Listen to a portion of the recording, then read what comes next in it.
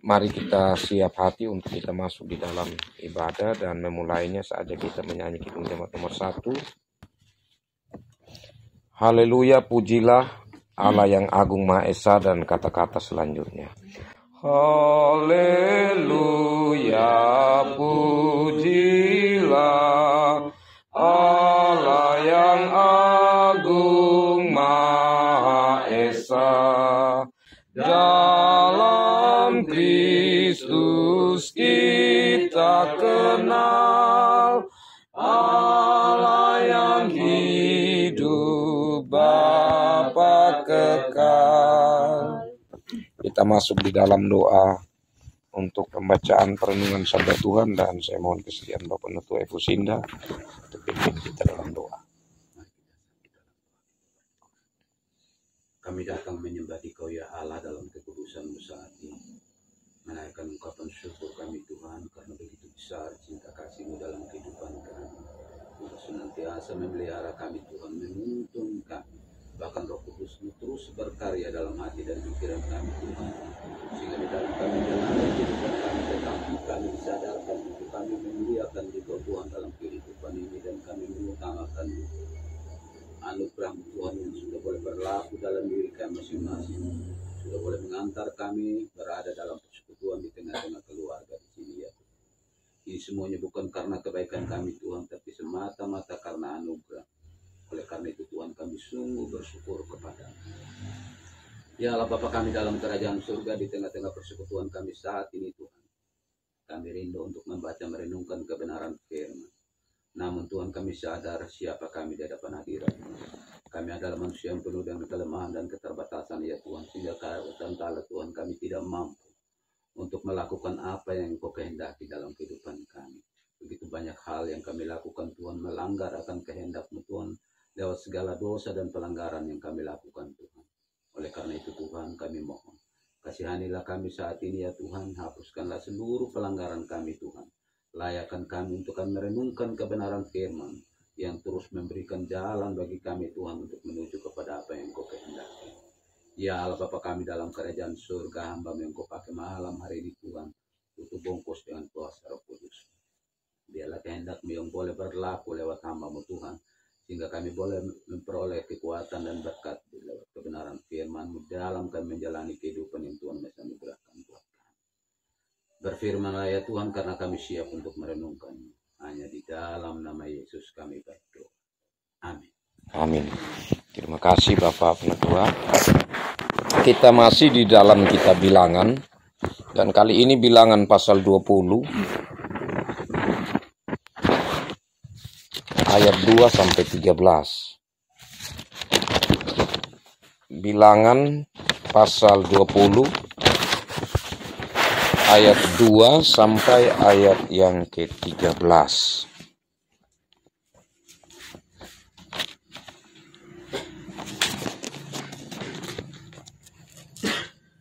Judulnya Dosa Musa dan Harun. Pada suatu kali, ketika tidak ada air bagi umat itu, berkumpullah mereka mengerumuni Musa dan Harun, dan bertengkarlah bangsa itu dengan Musa, katanya, sekiranya kami mati binasa pada waktu saudara-saudara kami mati binasa di hadapan Tuhan. Mengapa kamu membawa jemaat Tuhan ke padang gurun ini, supaya kami dan ternak kami mati di situ? Mengapa kamu memimpin kami keluar dari Mesir untuk membawa kami ke tempat celaka ini, yang bukan tempat menabur, tanpa pohon ara, anggur dan delima, bahkan air minum pun tidak ada? Maka pergilah Musa dan Harun dari umat itu ke pintu kemah pertemuan, lalu sujud. Kemudian tampaklah kemuliaan Tuhan kepada mereka. Tuhan berfirman kepada Musa, ambillah tongkatmu itu, dan engkau dan Harun, kakakmu,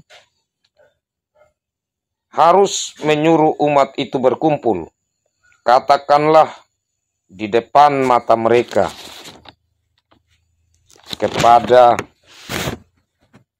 bukit batu itu supaya diberi airnya. Demikianlah engkau mengeluarkan air dari bukit batu itu bagi mereka dan memberi minum umat itu serta ternaknya. Lalu Musa mengambil tongkat itu dari hadapan Tuhan seperti yang diperintahkannya kepadanya.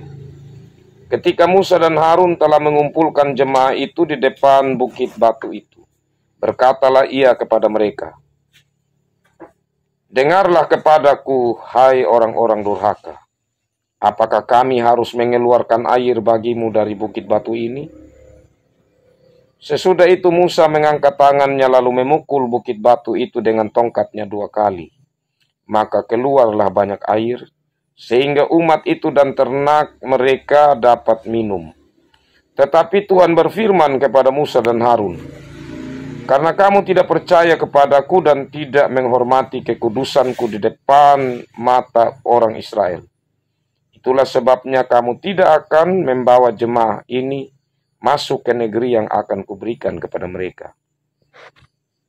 Itulah mata air Meriba, tempat orang Israel bertengkar dengan Tuhan, dan ia menunjukkan kekudusannya di antara mereka.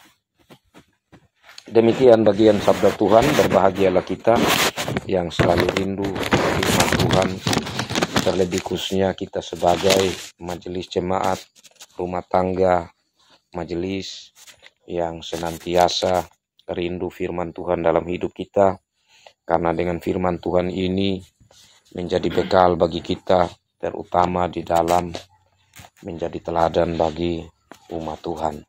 Shalom. Shalom. Kekasih-kekasih Tuhan, cerita tentang Musa yang diperintahkan Tuhan untuk menolong orang Israel yang saat itu menggerutu karena mereka sudah tidak ada air lagi untuk diminum, bahkan untuk ternak mereka. Ini tentu kita sudah pernah mendengarkan cerita ini, bahkan mungkin pernah membawakan dalam renungan di rumah tangga. Nah, kekasih-kekasih Tuhan, tentu kita ingat persis bahwa alasan kenapa Musa juga Harun tidak diperkenankan Tuhan untuk masuk ke tanah Kanaan, disinilah dasarnya. Memang kalau kita lihat, peran yang paling utama itu adalah Musa. Karena yang Allah suruh itu adalah Musa. Meskipun Harun tentu sebagai yang selalu mendampingi Musa, dan memang sudah Allah tunjuk supaya Harun ini selalu bersama-sama dengan Musa ya, untuk memimpin bangsa Israel masuk ke tanah Kanaan. Tapi kenapa sampai Harun juga turut tidak masuk? Karena saat Musa sudah pukul 1 kali, secara logika sesungguhnya Harun harus tegur. Karena perintah Tuhan di situ berbicara kepada batu itu, katakanlah kepada gunung batu itu, air akan keluar.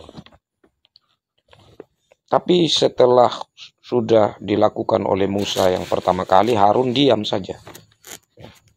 Dan bahkan ya, yang dilakukan Musa sampai 2 kali ini kan tidak marah kepada Allah.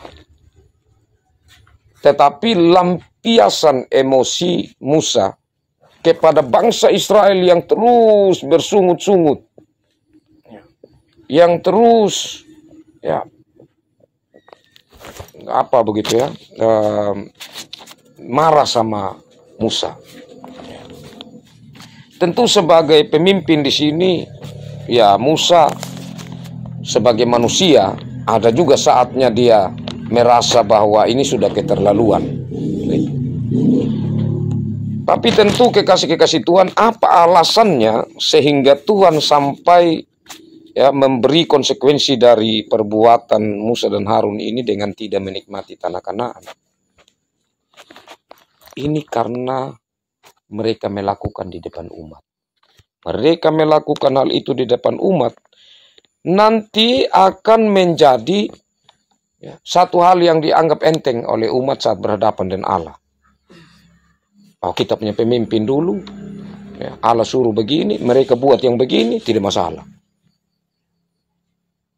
Itu Allah tidak mau, supaya apa yang dilakukan itu pada akhirnya mengganggu kekudusan yang Allah sudah ciptakan antara dia dan pemimpin-pemimpin ini. Nah, kekasih-kekasih Tuhan, peristiwa ini terjadi di Kades Barnea. Kades Barnea itu jaraknya dari Kades untuk ke Kanaan itu sudah dekat. 1 atau 2 minggu perjalanan kaki. Dia jaraknya 100-an kilo. Ya, tidak sampai 200 kilo. Paling tinggi 150 kilo. Tergantung tempo di jalan bagian mana. Ada jalan yang lebih singkat lagi. Ya, bisa tempuh dengan 80 kilo. Jadi di situ ya, Musa hanya memandang, Harun hanya memandang, karena kalau di atas gunung, ya di Gunung Sin, ya yang dekat Kades Barnea itu kalau dari atas gunung itu bisa melihat semua ya, tanah Kanaan itu. Ya, jadi hanya di tempat itu mereka dapat menikmati tanah Kanaan itu. Tapi ada alasan Tuhan juga pasti selain itu. Karena Musa sudah tua dan ini harus berhadapan dengan Kanaan yang bertubi-tubi mereka harus berperang. Jadi Yosua sudah memang dipersiapkan untuk itu. Hal berikut yang dapat kita pelajari di sini, kekasih-kekasih Tuhan, ya, adalah sikap bangsa Israel ini. Ya. Mereka memang selalu saja tidak belajar dari cara kerja Allah sebelumnya. Allah sudah menolong mereka berulang-berulang kali. Ya. Tetapi saat masalah datang, semua kebaikan Allah itu mereka tidak ingat lagi. Yang mereka ingat sekarang dan mereka tahu bersungut-sungut. Yang mereka mau adalah apa yang mereka harapkan itu harus mereka segera dapatkan. Dan inilah yang membuat tentu alasannya kenapa Musa menjadi marah. Hal yang ketiga, kekasih-kekasih Tuhan, kalau kita lihat di sini adalah sikap dari Musa dan Harun. Bahwa saat krisis itu datang, saat masalah itu datang, mereka pertama-tama adalah datang bersujud, memohon kepada Tuhan di depan kemah pertemuan. Nah, itu adalah sikap yang tentu patut untuk kita belajar melakukannya. Nah, dari apa yang kita ikuti untuk bagian bacaan firman Tuhan ini, maka kalau kita tarik di dalam kehidupan kita sekarang, kekasih-kekasih Tuhan, ya, seperti tadi Bapak Evan saya katakan, ada marah yang suci, tapi ada juga yang tidak. Marah yang suci adalah di saat kita mengatakan hal itu untuk membangun jemaat Tuhan. Itu hal yang benar, karena Tuhan kita juga murka. Tapi murkanya Tuhan itu murka dalam kasih, murka untuk membangun kehidupan. Jadi tongkat itu dipakai juga untuk mengajar, ya, untuk menegur kesalahan. Nah, tapi di sini tentu yang dilakukan Musa ini, yaitu karena kalau secara manusia benar, secara manusia, karena ya namanya juga sudah keterlaluan bangsa Israel ini. Ya. Tapi sekarang masalahnya adalah apa yang Tuhan minta supaya Musa lakukan. Itu yang dia tidak lakukan seperti yang Tuhan minta. Tuhan bilang bicara dengan batu itu, nanti air akan keluar. Tapi Musa pukul bahkan sampai 2 kali. Nah, itu yang tentu konsekuensinya tetap harus Musa terima, bahkan dengan Harun. Nah, jadi dalam hal ini kekasih-kekasih Tuhan, kita belajar PK ya, di saat kita menjalani pelayanan kita akan berhadapan dengan ya warga jemaat yang tentu bisa mereka bertemperamen ya, atau mereka menunjukkan sikap seperti bangsa Israel ini. Nah, di situ kepekaan yang dimaksudkan adalah saat kita berdoa sebelum kita pergi pelayanan, maka di situ kita akan mendapatkan suara Roh Kudus. Apa yang Roh Kudus mau katakan? Kalau apa yang Roh Kudus mau katakan, ya itulah. Kita tidak bisa untuk berbicara di luar itu atau melakukan lebih dari itu yang mengarah kepada negatif atau emosi kita sendiri. Dan saya juga kadang terjebak di sini, kekasih-kekasih Tuhan. Ya, kadang ya emosi itu tiba-tiba macam kalau saya bawa firman dan saya rasa ini ada yang pas betul dengan saya, lebih menekankan itu, artinya itu lebih kepada emosi saya. Dan disitulah yang Tuhan tidak mau.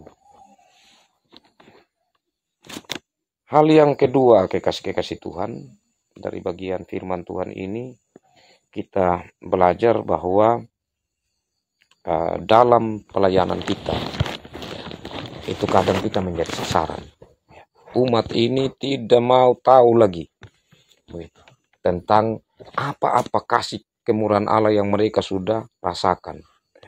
Mereka pasti akan datang mengadu kepada kita. Ya, karena itu maka biasanya kalau kita sudah pergi pelayanan, salah satu tandanya, kalau jemaat yang dewasa, pasti waktu mau doa syukur syafaat mereka akan katakan begini, Bapak majelis, atau Mama majelis, atau pengerja, tolong doakan kami ini bersyukur atas pemeliharaan Tuhan. Meskipun dalam kesulitan, tetapi Tuhan menolong kami begini-begini. Jarang. Yang ada apa? Mereka sampaikan mereka punya keluhan bertubi-tubi. Seolah-olah Tuhan ini hanya untuk menjawab apa yang menjadi permohonan mereka. Tetapi belajar bersyukur hampir sama sekali sulit kita temukan. Nah, disinilah kekasih-kekasih Tuhan lewat bagaimana bangsa Israel ini yang tidak belajar tentang kasih kemurahan Tuhan dan mengeluh kepada pemimpin mereka.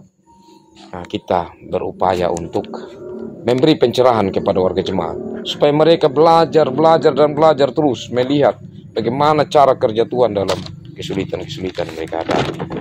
Dan yang terakhir dari pemimpin ini yang kita belajar tadi, maka kita dipanggil untuk menyisihkan waktu kita. Saya juga seringkali saya tidak menyisihkan waktu untuk mendoakan, menghadap kepada Tuhan, mendoakan keadaan warga jemaat. Ya, lewat firman Tuhan ini, kita semua diajak sebagai majelis jemaat untuk kita memberi waktu di dalam setiap hari atau dalam 1 minggu berapa kali kita doakan khusus, kita bawa warga ini di hadapan hadirat Tuhan. Kita doakan dengan keberadaan warga yang mengalami krisis, terlebih khususnya dalam iman mereka. Nah, jadi ini kekasih-kekasih Tuhan yang saya bagikan lewat bagian firman Tuhan ini bagi kita yang tentu sangat terbatas, tapi saya percaya bahwa Tuhan dalam hikmat yang tidak terbatas, Dia akan bekerja dalam diri setiap orang, termasuk Bapak Mama, rekan majelis yang ada saat ini. Karena itu saya memberi kesempatan untuk kita berbagi berkat, ataupun kalau ada pertanyaan untuk kita sama-sama mendiskusikannya. Saya berikan kesempatan pertama kepada Ibu Guru Injil. Ada?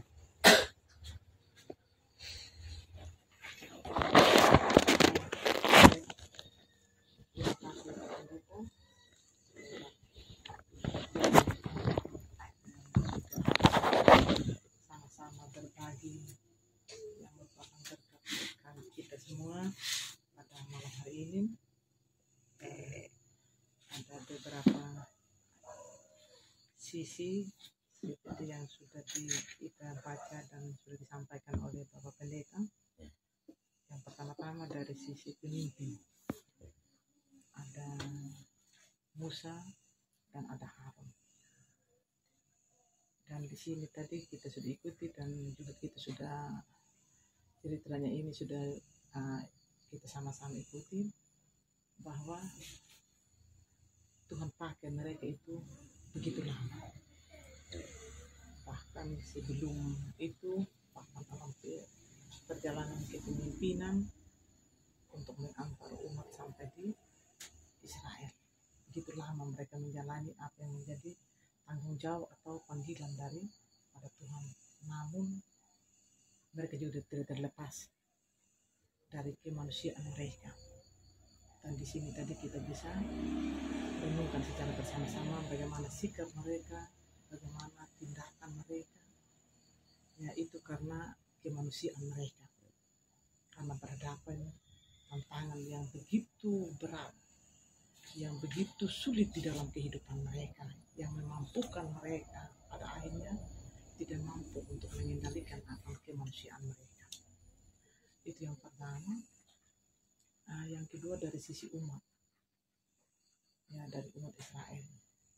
Sesungguhnya kalau kita melihat bagaimana cara Tuhan dalam hidup mereka itu ada begitu banyak cara yang Tuhan pakai, bagaimana mereka itu bisa keluar, bisa bebas dan sampai pada sasaran atau tujuan yang Tuhan inginkan bagi mereka. Namun di sini yang kita lihat adalah mereka menjalani hidup, bahkan menjalani setiap persoalan itu ya hanya sebentar. Kenapa saya katakan hanya sebentar? Karena apa yang mereka rasakan hari ini itu sudah yang mereka lihat, itu sudah yang mereka rasakan, itu yang membuat mereka berpikir. Tidak mereka yang Bapak bilang tadi untuk menoleh ke belakang itu bagaimana cara Tuhan ketika berhadapan tantangan yang begitu besar, tantangan yang begitu bertumpuk, bahkan yang tumbuh dalam hidup mereka, ada saja cara-cara Tuhan yang Tuhan pakai. Tetapi ketika masalah kecil saja pada hari itu mereka alami, atau itu akan menutupi semua apa yang Tuhan telah lakukan, karya dan mujizat di dalam kehidupan mereka. Sehingga dalam hal ini, ya mereka bisa menjadi umat yang patah semangat, bahkan kehilangan jati diri atau ciri khas mereka sebagai umat atau sebagai pilihan Allah di dalam hidup mereka. Namun kalau kita melihat juga bahwa Tuhan memang ya kasihnya yang kita bilang tidak pernah berubah. Kasih setia Tuhan itu tidak pernah berubah dari dulu sekarang sampai lama-lama, termasuk dalam perjalanan umat Israel. Sehingga kasihnya itu terus menuntun mereka, bahkan sampai mereka umat Israel itu dilayakkan atau dimasukkan mereka ke tempat tujuan sampai di Israel mereka masuk. Itu mungkin yang kita bilang keturunan kedua Bapak, yang keturunan kedua saudara umat Israel yang pada akhirnya sampai itu, walaupun harus berhadapan dengan itu tantangan atau hal-hal yang Tuhan tidak kehendaki, Tuhan tidak inginkan di dalam kehidupan mereka. Dan ini dari dua sisi ini katakan tadi, kalau kita tarik atau kembalikan di dalam kita punya diri, khususnya kita sebagai majelis jemaat, tentu ketika kita ada sebagai pelayan itu karena kehendak dan panggilan Tuhan, dan Tuhan yang mau memakai setiap kita. Mungkin secara manusia kita bilang kita tidak bisa. Kalau saja kita berangkat dari awal kita pencalonan dan lain sebagainya, itu ada begitu banyak juga secara dalih manusia atau dengan kita punya kembalikan kita pada kita dan kemampuan, kita bilang tidak. Tetapi pada akhirnya Tuhan pakai kita.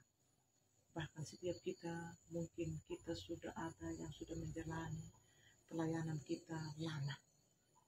Bahkan kalau kita omong, kita beberapa termasuk Pak Indri, jemaat ini sampai sekarang kita terus masih dipakai oleh Tuhan. Itu bukan karena dia mulus kita punya perjalanan.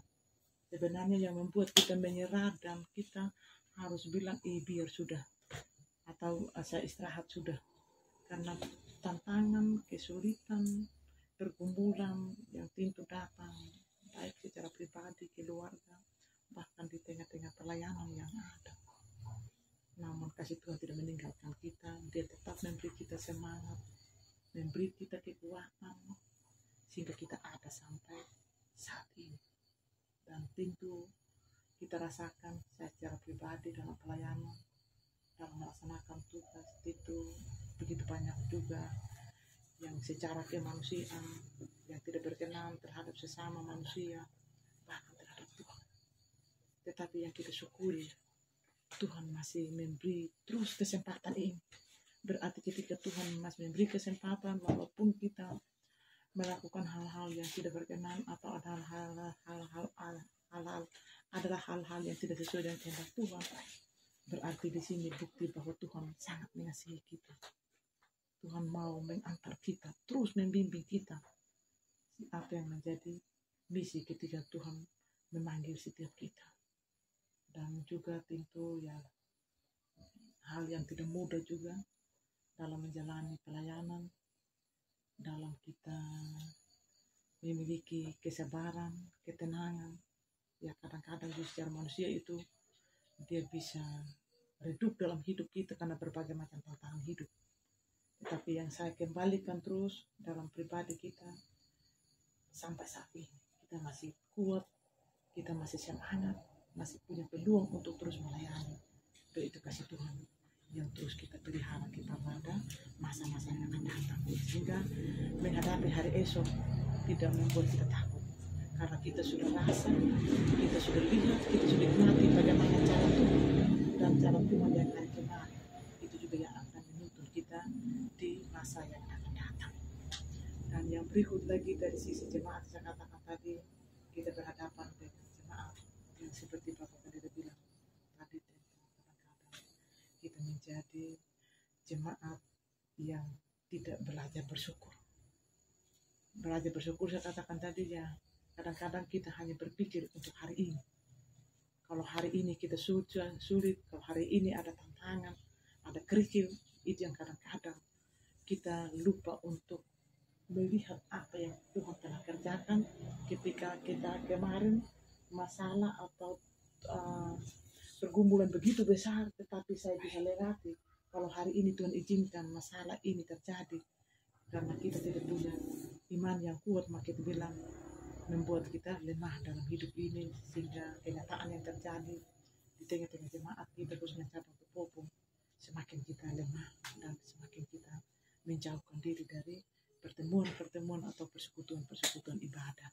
Dan itulah kenyataan yang tentu menjadi pergumulan dan juga yang terus kita dukung secara bersama-sama dalam setiap doa kita yang tidak pernah kita bosan-bosan. Walaupun kita lihat seperti ini, tentu membuat kita semakin kita kuat di dalam kita dukung dalam doa, bahkan dalam kebersamaan kita. Mungkin itu dari firman Tuhan ini Bapak, itu saya ambil dari dua sisi.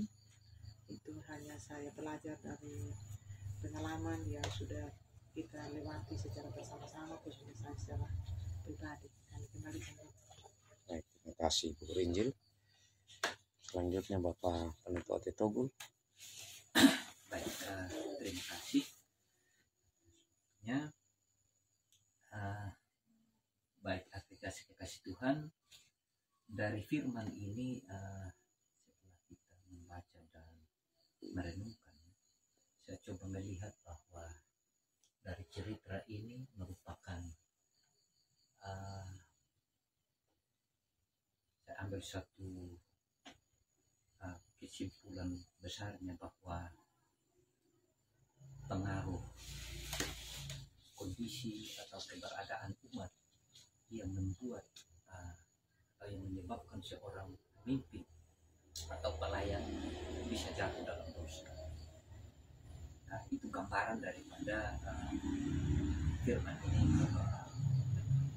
Kenapa? Karena kondisi umat pada saat itu mereka berprotes kepada pemimpin mereka karena keadaan yang ada yang mereka hadapi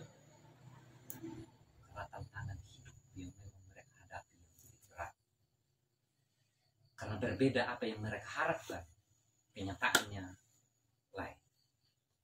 Dan ini yang membuat mereka protes terhadap pemimpin. Dan di sini menyebabkan Musa dan Harun sebagai seorang pemimpin, secara manusia mereka emosi menghadapi keadaan atau sikap daripada umat itu sendiri.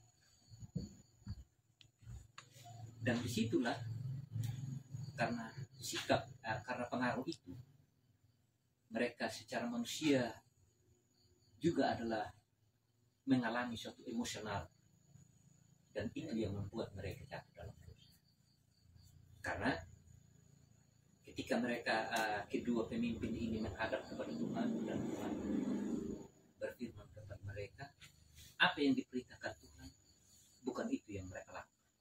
Yang walaupun secara sepintas memang mereka lakukan itu, tetapi kalau kita teliti bab mama kekasih Tuhan, sebagaimana tadi yang Pak Pendeta sudah sampaikan bahwa Tuhan berfirman kepada Musa hanya berkata kepada batu itu, tetapi apa yang dilakukan oleh Musa memukul batu.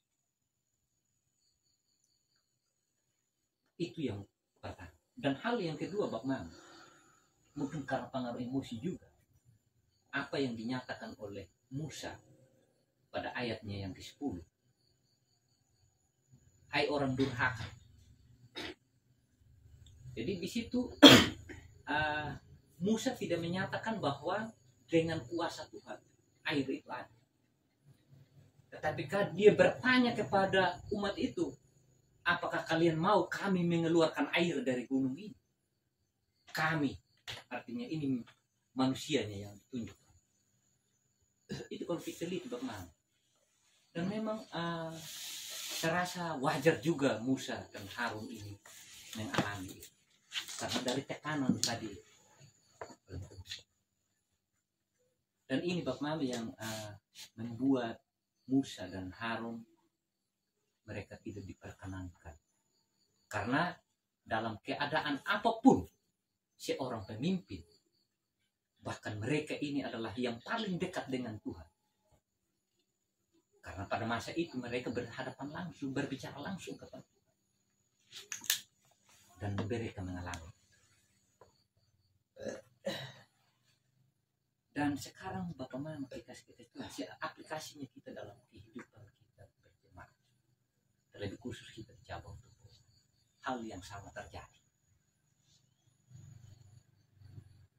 Bagaimana keadaan umat atau jemaat kita pada saat sekarang kadang-kadang membuat kita juga jengkel, emosi, seperti apa yang dilakukan oleh Musa. Kita bisa menyatakan seperti itu, dan itu kita lakukan. Dan firman Tuhan ini bab mama kekasih Tuhan menyadarkan kita, terlebih khusus kita sebagai pada tua, memang dari sisi pemahaman kita jauh tentang firman Tuhan. Tetapi itulah kita dipilih, kita dipanggil untuk melakukan pelayanan ini. Tetapi memang itulah secara manusia kita hadapi kenyataan bahwa kondisi jemaat kita yang kita hadapi ini seperti itu. Bahkan kita katakan secara mungkin bisa kita lewat guyon atau apa, kita doa putus saja, artinya kita doa serahkan saja. Jadi saya kadang omong begitu. Dan ini pernyataan memang secara sadar atau tidak sadar, itu karena pengaruh itu. Dan ini sebenarnya kalau setelah saya baca ini tadi Bapak Mama kekasih Tuhan, kita sadari itu bahwa itu sebenarnya tidak baik, karena yang berhak melakukan itu adalah Tuhan. Dan itu yang menjadi renungan bagi kita, bahwa kita sebagai seorang pelayan tidak terlepas dari kemanusiaan kita bisa melakukan itu. Dan saya rasa tetap kita kembalikan kepada Tuhan, kita bawa kepada Tuhan sebab menuntut kita dalam menjalannya kepala. Mungkin itu saja Bapak saya. Baik, terima kasih Bapak Penatua Togu. Selanjutnya Bapak Penatua Litimaru. Intinya dari awal sampai malam hari ini kita membaca artinya kitab Bilangan ini dari awal sampai malam hari ini. Kemarin di Bapak Penatua Yejilang kita berbicara tentang tongkat, dan malam hari ini juga kita masih bahas tentang tongkat, Musa dan Harun memimpin umat Israel di padang gurun untuk menuju ke tanah Kanaan. Di dalam perjalanan mereka ini tentu banyak tantangan, cobaan yang mereka hadapi, tetapi Tuhan selalu tuntun mereka sehingga mereka bisa berjalan membawa umat ini kepada jadi padang gurun. Namun umat juga yang dikatakan teman-teman yang lain tadi memberontak untuk bagaimana kami makan atau minum yang tidak ada apa yang bisa tidak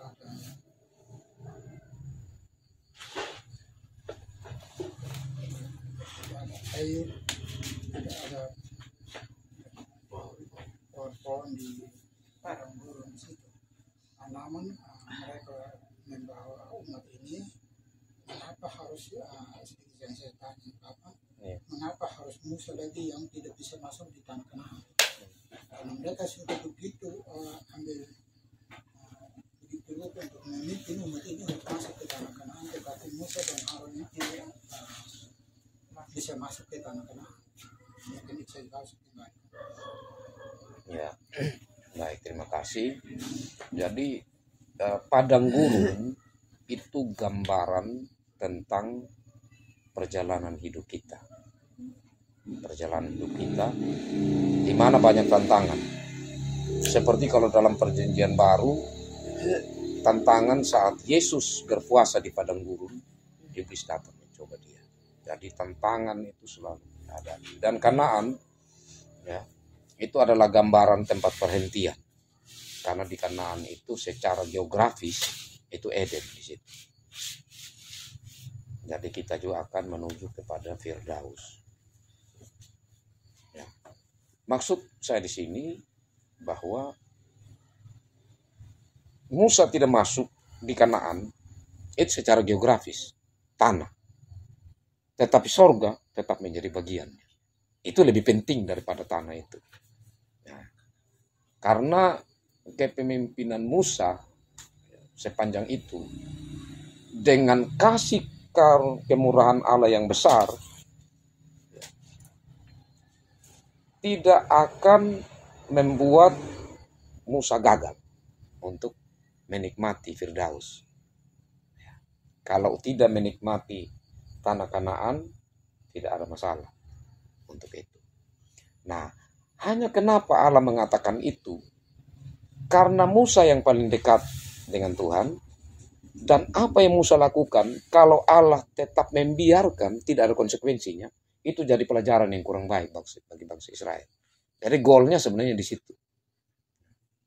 Tujuan yang lebih tepatnya adalah apa yang dilakukan oleh Musa, itu menjadi pengajaran. Karena dalam murka Allah, Allah bisa suruh Musa membunuh bangsa Israel. Seperti saat Musa turun dari gunung, tiba-tiba Musa lihat begini, ini orang ada sembah ini lembu.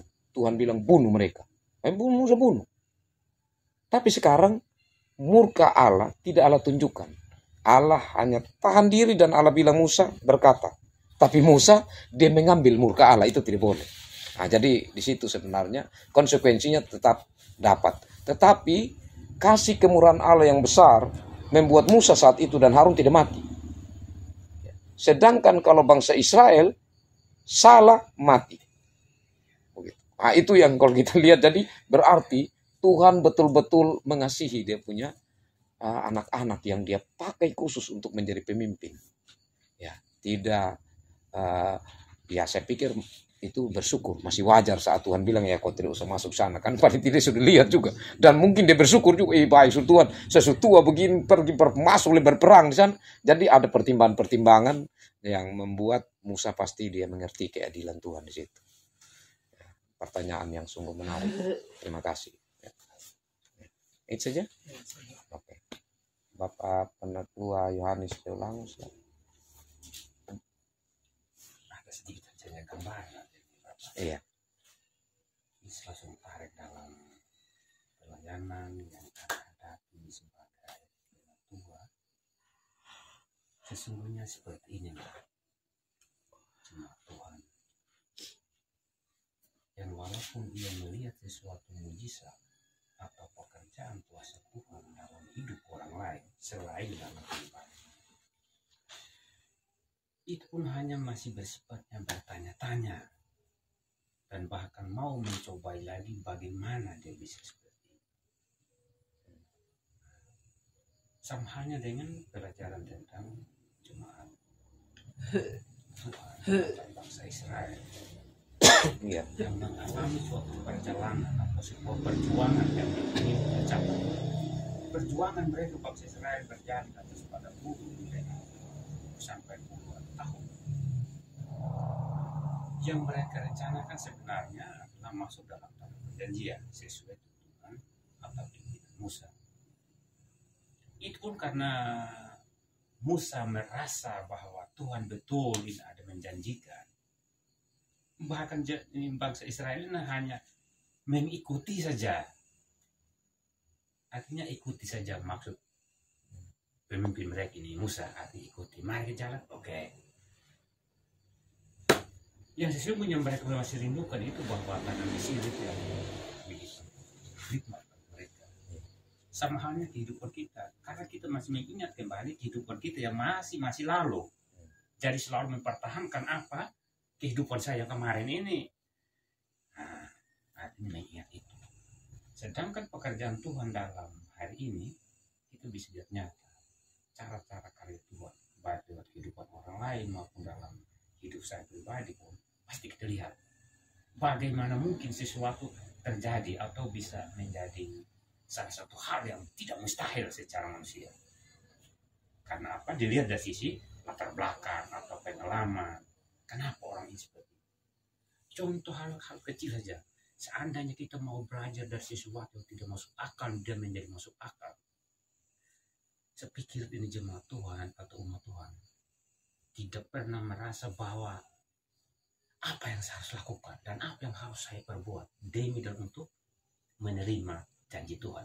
Janji Tuhan di kehidupan hari ini maupun kehidupan hari besok itu saja tidak terlalu panjang selain tanah perjanjian yang penuh sulit dan madu.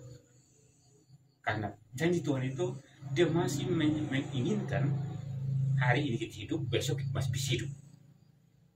Siapa gerangan yang bisa tahu persis, sekalipun Musa sudah memandang ini tanah perjanjian, tanah Israel, bahwa dia akan nikmati atau tidak belum tentu. Karena semua ada di atas kehendak kuasa Tuhan. Sama halnya kalau jemaat Tuhan menyadari atau umat Tuhan menyadari, hari ini saya nikmati kehidupan atau berkat yang ada. Belum tentu hari besok saya belum tahu. Contoh saja ada hal lain. Tuhan berkehendak lain dalam hidup saya. Apa yang saya bisa nikmati hari esok? Belum tentu hanya menikmati hari ini.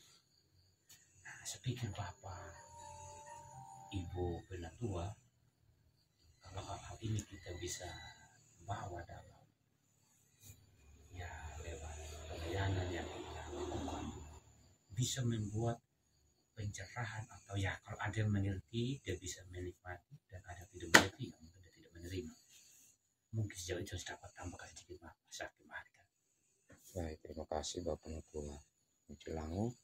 Yang terakhir Bapak Penatua Epusinda. Baik, terima kasih. Dari firman ini kita sudah renungkan bersama-sama dan banyak hal yang kita sudah bicarakan tentang firman ini. Untuk pribadi saya lebih menukik kepada tantangan-tantangan yang kita hadapi sebagai kaki tangan Tuhan di dalam melayani Tuhan.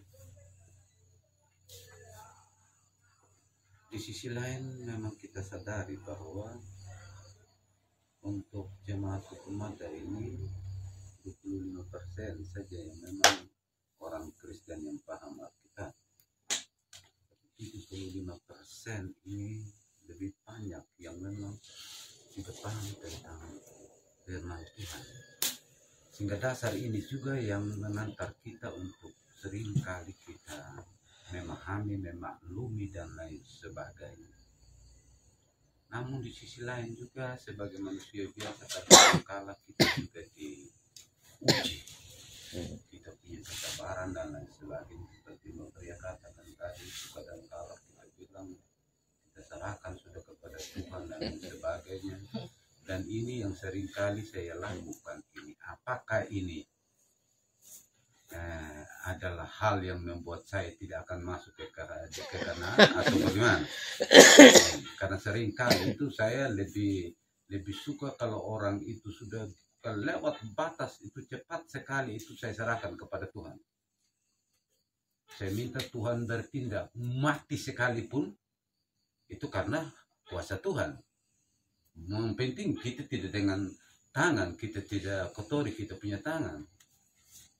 Dia hidup juga, tapi kalau dia tidak mau bertobat juga, apa juga dia punya guna.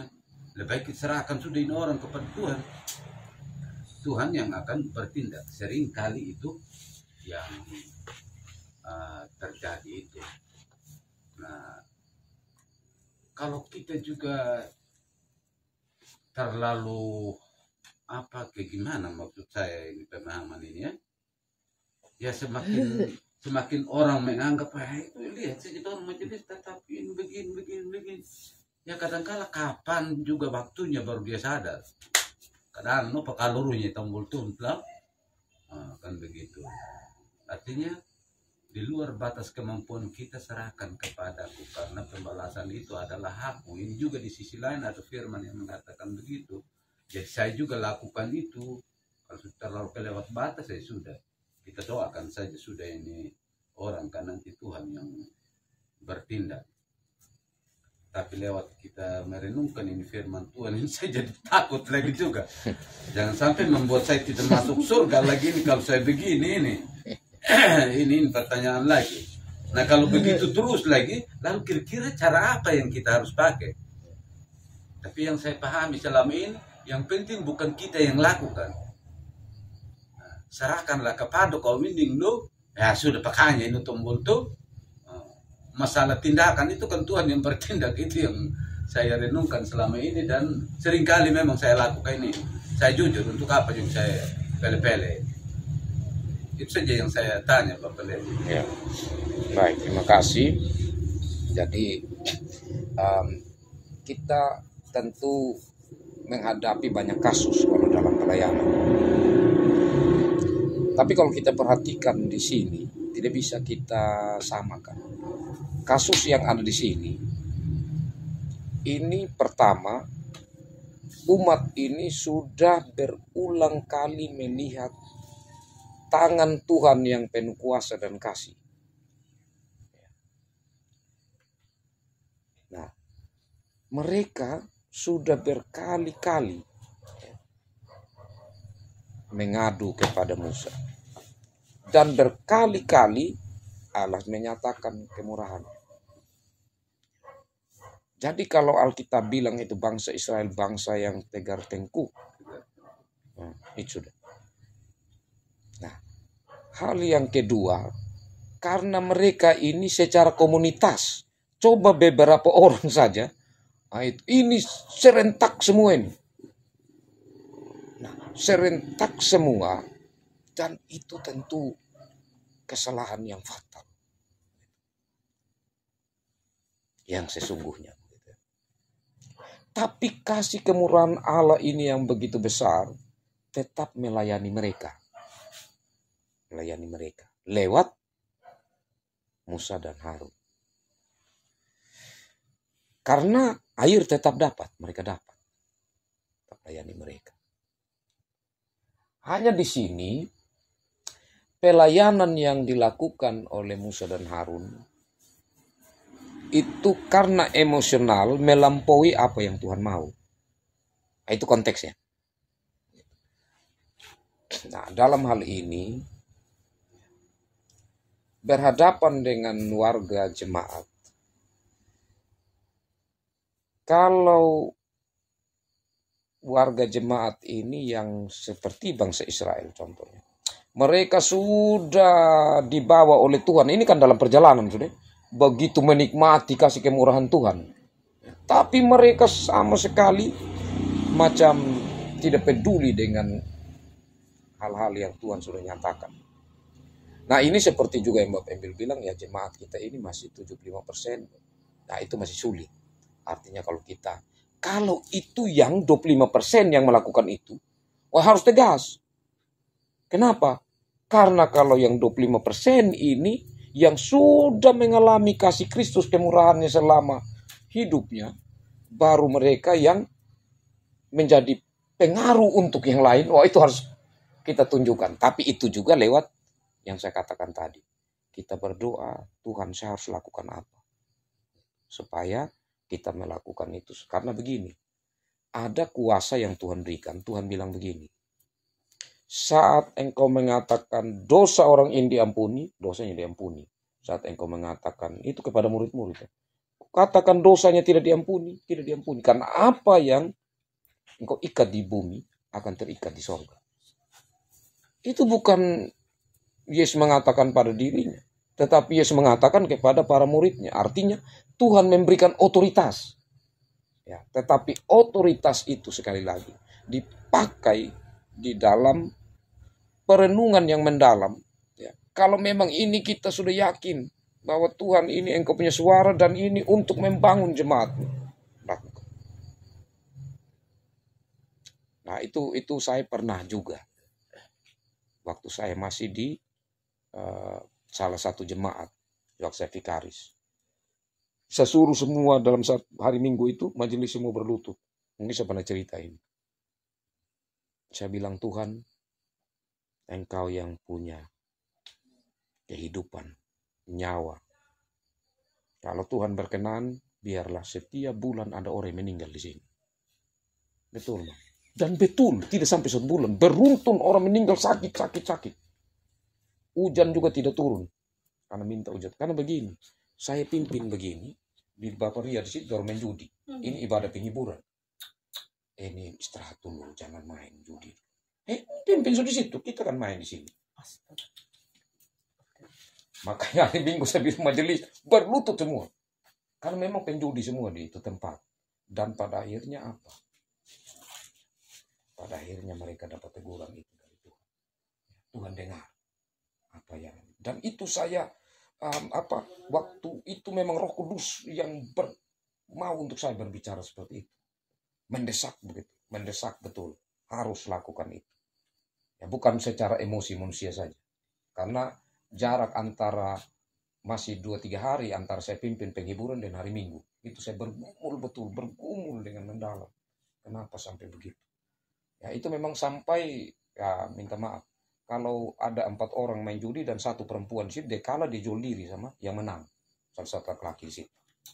Sudah kelewatan mereka punya kejahatan, ya Sodom dan Gomora. Jadi memang ada hal yang pasti Tuhan akan minta kita untuk menyuarakan supaya diselamatkan begitu tempat itu atau komunitas itu diselamatkan. Jadi saya melihat jemaat Pupumada ini, ya hampir boleh dikatakan saya tidak minta sama Tuhan yang lain begitu ya, seperti yang pernah saya, karena ya banyak yang lugu.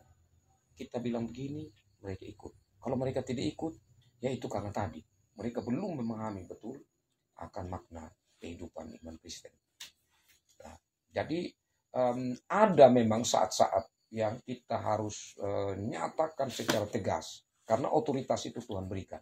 Tapi itu sekali lagi menurut karena begini, kalau kita sudah lakukan pasti kita rasa nyaman, karena itu Tuhan minta, percaya. Tapi kalau kita katakan yang begini dan kemudian kita tidak nyaman, berarti Tuhan bilang, oh itu bukan saya. Nah, itu emosinya kita. Pasti itu kita akan rasakan. Coba saja kalau kita betul-betul karena kerinduan Tuhan, kenapa ini sudah terganggu ini jemaat, karena ini orang-orang ini. Tuhan, saya mohon, ya, biarlah berikan kepada saya suara untuk saya katakan. Dan di saat kita katakan hal seperti itu, kita merasa lega. Kan kita sudah menyampaikan untuk menyelamatkan yang banyak. Nah, itu bisa. Jadi seperti itu Bapak Penatua ya. Oke, jadi ada konteks-konteks tersendiri. Macam tadi yang ada Tuhan bilang, kalau sampai engkau katakan dosanya diampuni, diampuni. Tidak diampuni, tidak diampuni. Ada waktunya.